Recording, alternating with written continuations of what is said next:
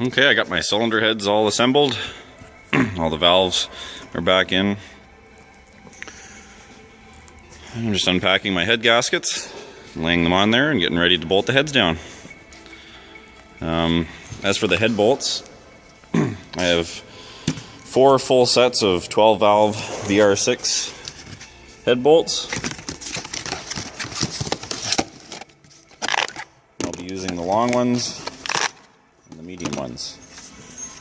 I'll just show you the old W8 head bolts. They consist of, I believe,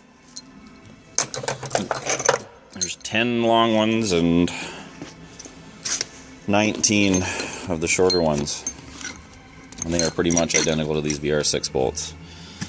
The only difference is the shorter ones, the W8 ones are just a few threads shorter, but I'm hoping there's enough thread in the block. A little bit longer ain't gonna hurt. And these other ones are identical. So,